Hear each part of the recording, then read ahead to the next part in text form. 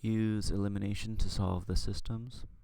And so in these problems here, we're going to use addition to solve the system. And in these problems down here, we're going to use subtraction to solve the system. If we take a look, we can see here we have a negative 4x. In the second equation, we have a positive 4x. So if we add these two equations together, the x's will eliminate because they are like terms. We have negative 4x plus positive 4x equals 0, leaving us with simply a term with y and a constant. So let's go ahead and do that. We'll add these two equations together, and we'll get negative 4x plus 4x is 0, and we'll get 3y plus a negative 5y. Now, since the signs are different, we are going to take the bigger number, we're going to subtract the smaller number. That'll be 5 minus 3, gives us 2y, and we'll keep the sign of the bigger number. So the bigger number is 5, it has a negative, so we're going to get negative 2y. So that's equal to, again, we have signs that are different, so we're going to take the bigger number, subtract the smaller number, so it's going to be 2, and we're going to keep the sign of the bigger number, positive.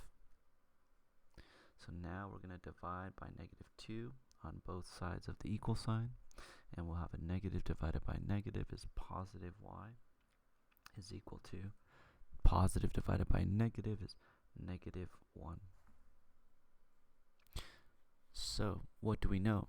We know that these two lines intersect when y is equal to 1. Alright, so now we need to find x. So how do we find x? Well, we're going to go ahead and substitute.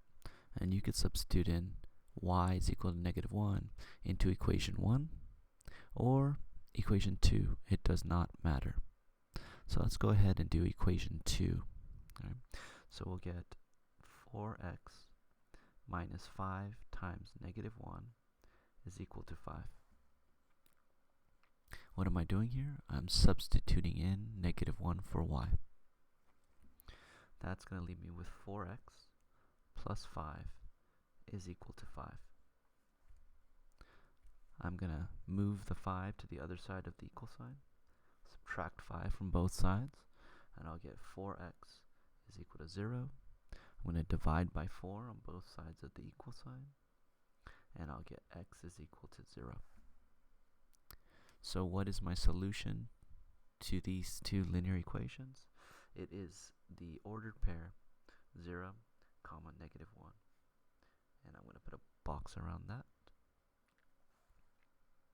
Let's go ahead and move on to this set of linear equations. And again, you can see here that even though the order is different, we have a positive 4y, and in the second equation we have a negative 4y. So if we add these two together, then we will get 0, eliminating the term with the y. So let me go ahead and add these two together, right? And we'll combine our like terms. That's 4y and negative 4y is 0. And then we have 3x plus 3x is going to be 6x. So we get 6x is equal to 36. Now we have eliminated the term with the y. We can solve for x.